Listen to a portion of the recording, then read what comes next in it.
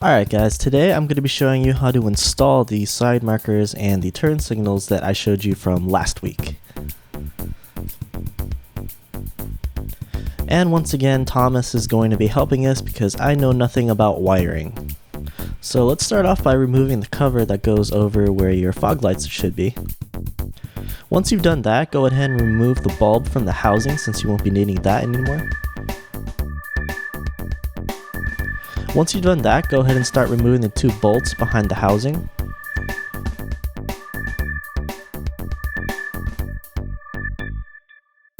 The housing should be able to come out really easily.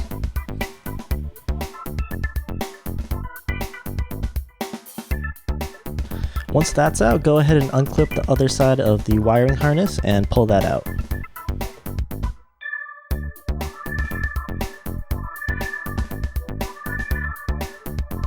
Now for some reason the stock harness doesn't fit the aftermarket lights, so we have to do a little modding here.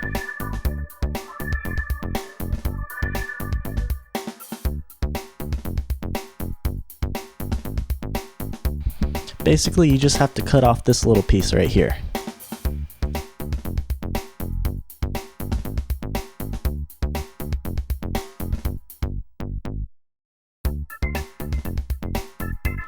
Once you've done that, it should fit in the new housing.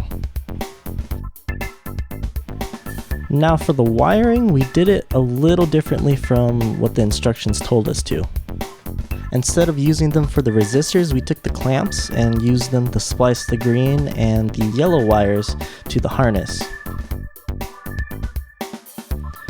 The way we have it set up is the yellow wire from the aftermarket lights go to your green wire on the harness, and the green wire from your aftermarket lights go to the black wire on the harness. And for the red and the black wire, we just decided to cut them off since we weren't going to use them. And once you've got all the wiring set up, go ahead and plug everything back in and put the lights in.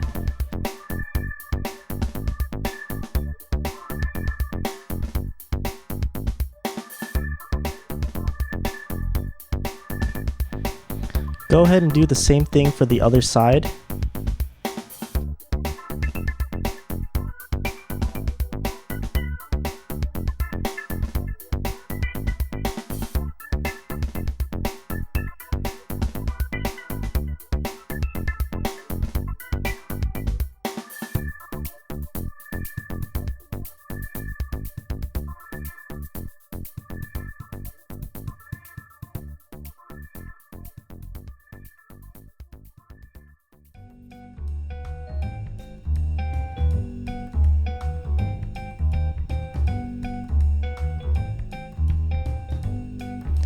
Now let's move on to the side markers. To remove them, start by removing the clip right behind the side marker to open up the lining.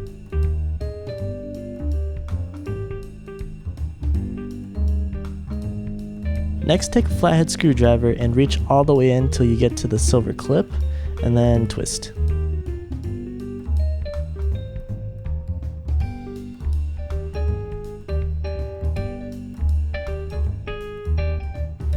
Installing the new ones is pretty simple. Just remove the old housings and remove the bulb since you won't be needing that anymore.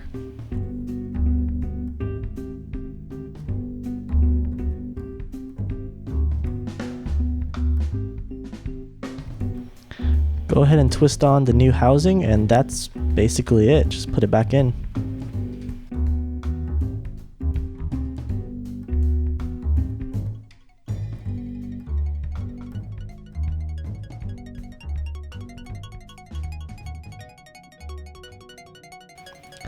Double check everything's working properly and you're done.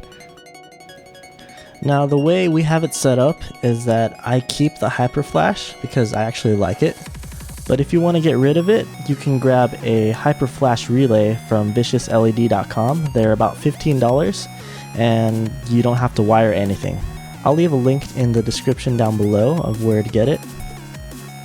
If you have any questions about the install, go ahead and leave me a comment down below and I'll try my best to answer it.